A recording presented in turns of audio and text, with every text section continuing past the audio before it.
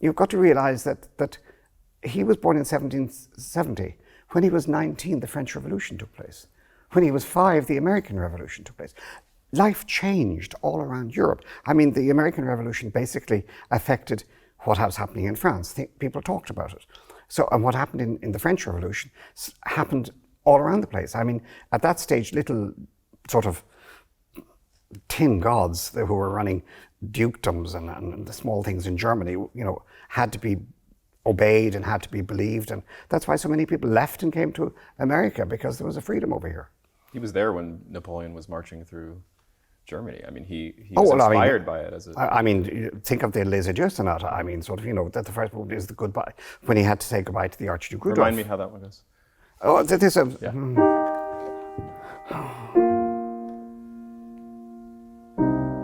I mean, the very fact that the opening of the... why it's called Les Adieux Sonata, I don't understand. I mean, he admired Napoleon so much because he was from a lower class who rose to the very head of the French army. And he loved the fact that he could do that. And it was that in the sort of society where that could happen. It couldn't have happened in Austria in a way, because you had to be of noble birth. But at the same time, suddenly, when Napoleon announced that he was emperor, Beethoven was so angry that he suddenly had to give himself a title, and that's why he tore up the title page of the Eroica Symphony. In the same way he said he doesn't bow to anyone. Yeah. The idea that Napoleon would be yes, that he was and then suddenly, Napoleon started rampaging all around Europe, and in 1808 he was laying siege to Vienna. So Prince Rudolph, Archduke Rudolph, who was part of the imperial family, and the whole imperial family had to flee from Vienna because Napoleon could have killed them all. So this is, Beethoven wrote this sonata saying, Lebe wohl. Lebe wohl, and a C minor chord. We expect, but the C minor makes it more tragic. And the fact that he writes it, Lebe wohl, means farewell. Auf Wiedersehen is the German for goodbye. Auf Wiedersehen, until I see you again. Lebe wohl is farewell, like I may never see you again. So, and yet, instead of being called the Lebe wohl Sonata, it's called Les Adieux. In French, when he hated Napoleon, I mean, it's just ridiculous. So, I mean, he was in the cellars of the houses in Vienna, wondering were these bombardment of Napoleon going to kill him. So he went through all of that with this guy he admired and then hated. It seems like then there's two reasons why Beethoven's music changed so profoundly towards the end of his life. One is this social and historical reason, which is maybe disappointment at the failures of the French Revolution. The other is Beethoven's own biography and personal life. Do you see those two as sort of combining to produce works like the late sonatas, the late string quartets? I think, yeah. I mean, between 1812 and 1817, he wrote almost nothing. I mean, life was very difficult. After he wrote this amazing letter to the eternal beloved, the immortal beloved, he realized at that stage, he was in his 40s, he was never going to get married. Nobody was ever going to marry him. He was never going to have a real life, as it were. Get married, have children, have fun with the neighbors. None of that happened, for him. And then, of course, there were all the problems with his nephew, Karl. And, it was... he was crazy, he was stupid about that. And then Karl trying to commit suicide, and Beethoven realizing that Karl's mother maybe wasn't so bad after all, and the death of his brother. And, life was incredibly tough for him.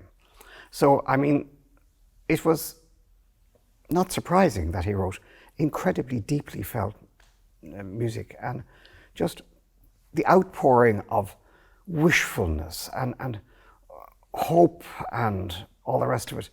And yet, at the back of it all, there was so much despair too. And his hearing, right? Of course. I mean, going deaf. Can you imagine? When you're early 30s. I mean, he was late 20s, and he realized he was losing his hearing. And when he writes this, the Heiligenstadt Testament, which is basically a suicide note, in 1802, and it wasn't found after his death. And when you read it, you realize, God, he was a whisker away from committing suicide because he thought life was totally ridiculous. He wanted to be the best pianist in the world. Maybe he was the best pianist in the world. But how could you be a musician if you couldn't hear? And yet he had this great belief in God. He didn't go to church very much, But he had a great belief in the Almighty, that there was a greater being, that there is something out there somewhere. He had this all the time. And then he suddenly realized, okay, if I'm not going to be the greatest pianist in the world, I'll just keep composing. And of course, thanks be to God, he did, because, I mean, his compositions up till 1802 are amazing. But after 1802, they get better and better and better and different. That's right around the time of the Opus 31 sonatas, the Second Symphony. Do you see that as the beginning of the so-called middle period, or the works that lead up to it, the Moonlight Sonata, these works? Do you sense a bridge towards Beethoven's more innovative later years already occurring then? Or when do you think this sort of brilliant turn towards a new vision for music happened for him, or was it not so profound in his life?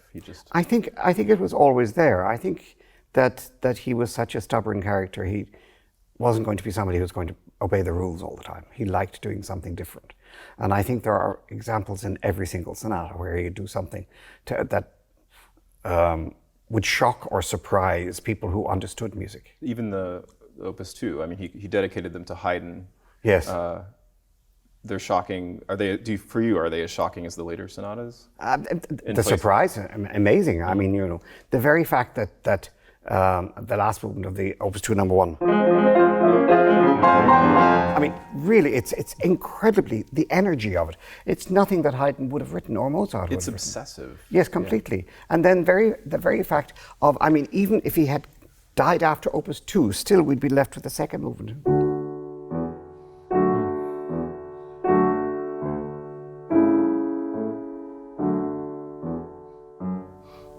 And then after that you have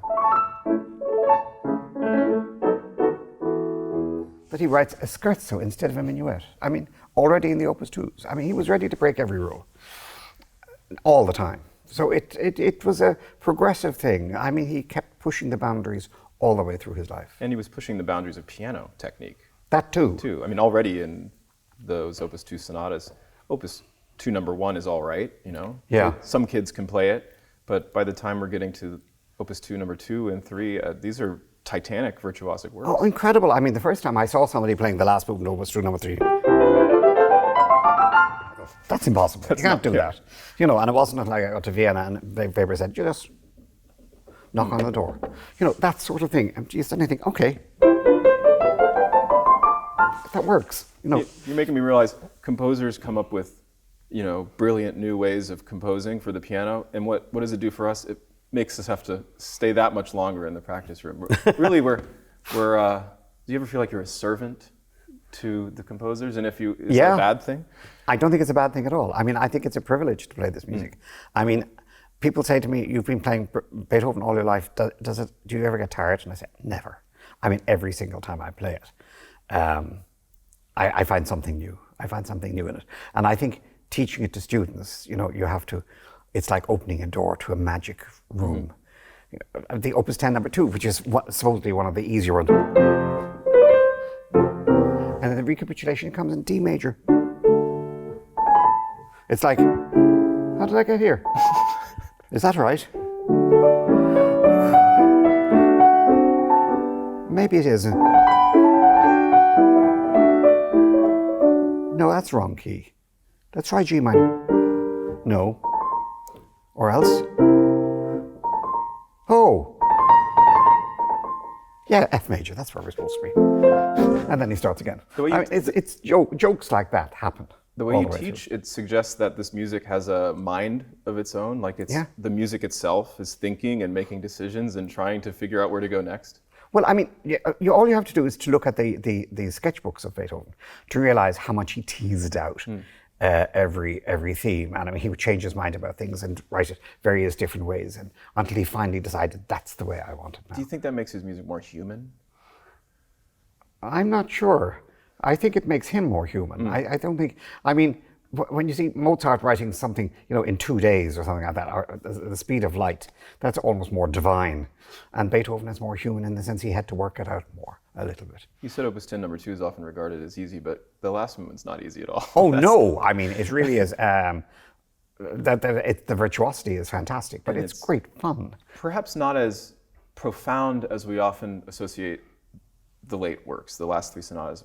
What is it that makes a profound Beethoven sonata profound, as we say, compared with these more maybe naive? I don't think they're naive. I think that it's sort of Beethoven at a younger age and maybe not as bowed down by the difficulties of life. I mean, I keep on saying, you know, he was a student of Haydn, not very happy student of Haydn, but there's the second movement of the Opus 14, number 2, this one. Beautiful first movement, and then you have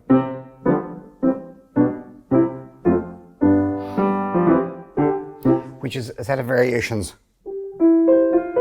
and so on. And then at the very end, you have this.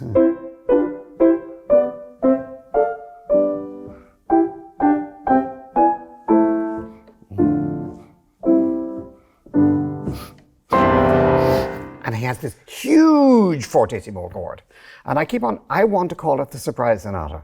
And I'm going to keep calling it the surprise sonata. I mean, if Haydn can have a surprise symphony with one big chord in the second movement, why can't Beethoven? So what is it then? Let me ask it this way. What is it about those late works that gives them that sort of spiritual quality? Can you put your finger on it? I mean, no pun intended, but can you put your fingers on it? No, but what makes them unique? What sets them apart, not necessarily in quality, but in kind, in spirit, in intention? How would you classify those late sonatas? Oh gosh, I mean, there's everything in them. I mean, when you think of the Opus 109, which is like a chorale.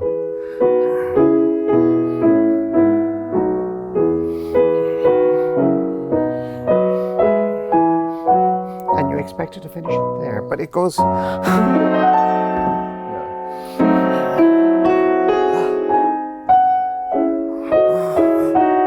mean, it's incredibly the angst in it, and then the second movement, and then the beauty of the variations of the last movement.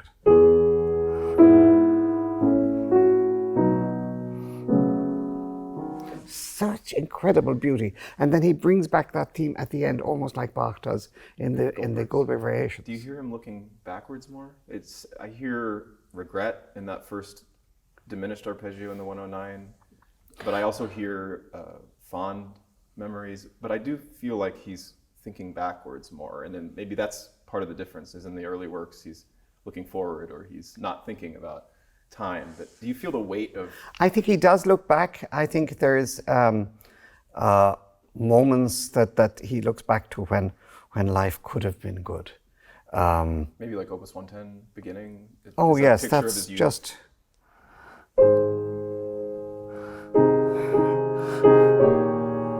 And the first theme.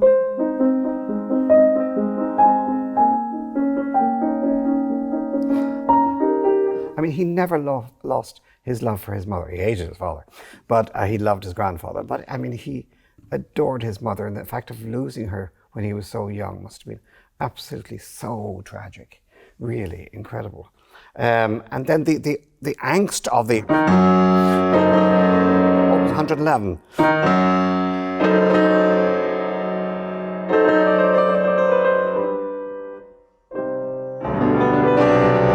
Really incredibly powerful.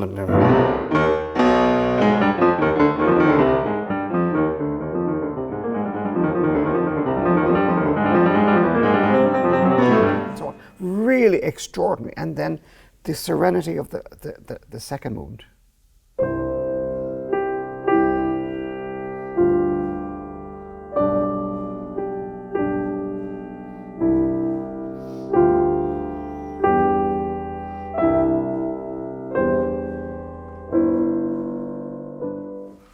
Extraordinary. I mean, just incredible music. And the very fact that it ends